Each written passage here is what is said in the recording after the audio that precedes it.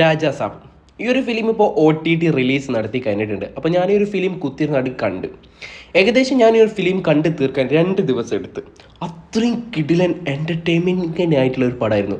ഈ ഒരു പടത്തിൻ്റെ ട്രെയിലർ കണ്ട അന്ന് തന്നെ ഞാൻ തീരുമാനിച്ചത് തിയേറ്ററിൽ പോയി കാണുമല്ലോ, OTT ഇറങ്ങുമ്പോൾ മാത്രം കണ്ടാൽ മതി എന്നുള്ളത്. അപ്പോൾ അതുകൊണ്ട് തന്നെ ഞാൻ എന്ത് ചെയ്ത് ഇത് തിയേറ്ററിൽ പോയി കാണാതെ OTT അടക്കണ്ട്. ഏകദേശം 2 ദിവസം എടുത്ത് ഈ ഒരു ഫിലിം എനിക്ക് കണ്ടു തീർക്കാൻ. അമ്മാതിരി പടം.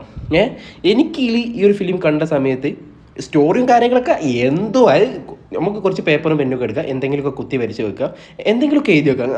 നിങ്ങൾക്ക് ഇപ്പോൾ മനസ്സിൽ എന്താണ് തോന്നുന്നത് അന്ന് അത് എഴുതി വെക്കുക. എന്നിട്ട് അതെടുത്ത് ഫിലിമാക്കി എങ്ങനെ ഉണ്ടാവും, അതാണ് രാജാസാബ്. പിന്നെ കുറച്ച് സ്ട്രേഞ്ചർ തിങ്സ് അങ്ങനത്തെ കുറച്ച് എലമെൻസും കാര്യങ്ങളൊക്കെ കുത്തിക്കയറ്റി വെച്ചിട്ട് ഒരു ഫിലിം എന്ന് പറഞ്ഞിട്ട് ഇറക്കി.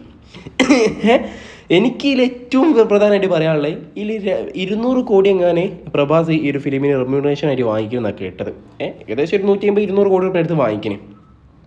ഈ ചെങ്ങായിക്ക് ഒന്ന് ആ ഫിലിം ഷൂട്ടിങ് നടക്കുന്ന സ്ഥലത്ത് പോയി ഒന്ന് കുത്തിരുന്നില്ലെങ്കിൽ ആ കുത്തിരിക്കുന്ന ഷോട്ടെങ്കിലും പിന്നെ തല വെട്ടി ഒട്ടിക്കാതെ ഒന്ന് എടുത്തേക്കാനും. ഇത് 200 കോടിക്ക് വേണ്ടി ഈ സൈഡിൽ മറ്റേ 4-5 സൈഡിലെ കുറച്ച് ഫോട്ടോസ് അയച്ചെടുത്തില്ല, വേറെ തന്നെ അഭിനയിപ്പിച്ചോ എന്ന് പറഞ്ഞ രീതിയിലേക്ക്. ഇങ്ങനെ ഇന്ത്യയിലെ ഏറ്റവും ബിഗ് സൂപ്പർ സ്റ്റാർ അല്ല, ഇന്ത്യയിലെ ഏറ്റവും വലിയ ലേസി സൂപ്പർ സ്റ്റാറാണ് ഇദ്ദേഹം. ഇതൊക്കെ ഞാനിപ്പോൾ പറയുന്നുണ്ടെങ്കിൽ സ്പിരിറ്റ് പോലുള്ള ഫിലിം ഇറങ്ങിക്കഴിഞ്ഞാൽ ആ ഗംഭീരാകും ചെയ്യുന്നുള്ളത് എനിക്ക് നന്നായിട്ട് അറിയാം. ഇദ്ദേഹത്തിന് ആ സ്വാഗും കാര്യങ്ങളൊക്കെ അറിയാം. പക്ഷേ ഈ ഫിലിമിൻ്റെ അവസ്ഥയാണ് ഞാൻ ഈ പറയുന്നത്.